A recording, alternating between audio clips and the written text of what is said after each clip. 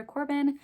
I'm a speech language pathologist, and I get a lot of questions from people who see my YouTube videos about dysphagia or swallowing problems and how they can help themselves. Either they haven't been helped before by a speech therapist, or they have and they're not making progress. So I wanted to make this video and give you some ideas on what might be happening and what questions to ask. So the first thing is, you should be seeing someone in your town where you live. I'm not the only speech therapist who does this, so find an expert near you.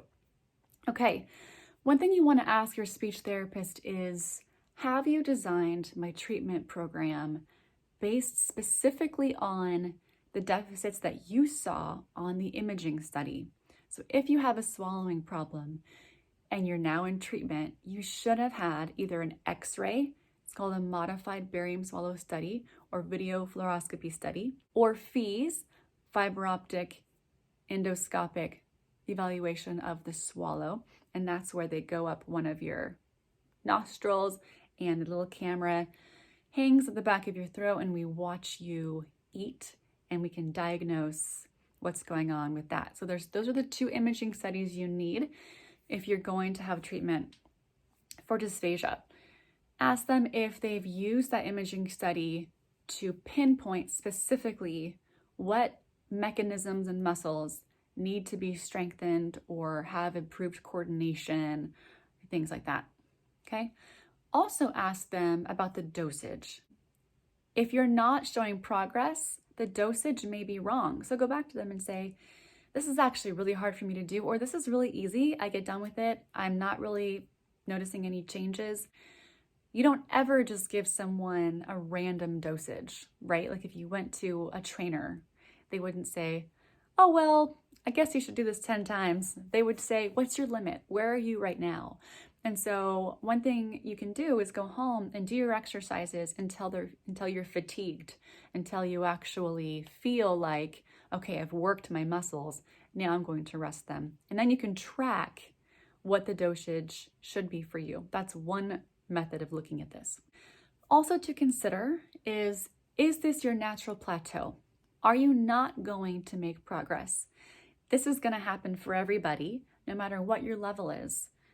If you have been trying, you've been doing your exercise plan, you've maybe even gone to various therapists, it's possible this is your plateau and this is where you're at. Have you trialed all the therapies? Sometimes one thing won't work, but another one will.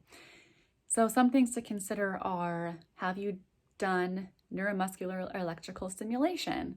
Have you found someone who does the McNeil Dysphagia treatment program or MDTP? These are things that a clinician has to be certified in. So if your provider isn't a provider of these therapies and you're not going to have access to them, something to think about. Also, something like EMST, expiratory muscle strength training, is an added tool to your toolbox to help with your dysphagia that you could try. Has there been an under or missed diagnosis? This happens so much when it comes to complex things like swallowing because there's so many mechanisms at play. Could be respiration, could be your esophagus. So if you haven't seen, a GI doctor and there are some symptoms that you're having some maybe dysmotility or something, then you should be referred out and ask your speech therapist, is there any other provider you think I should be seeing to round out my diagnosis and really get to the cause of the problem? Lastly, I wanted to talk briefly about weighing the risk and benefit of eating what you want to eat. So this is kind of controversial and it really is client dependent, but at the end of the day, it's up to you what you eat and what you consume.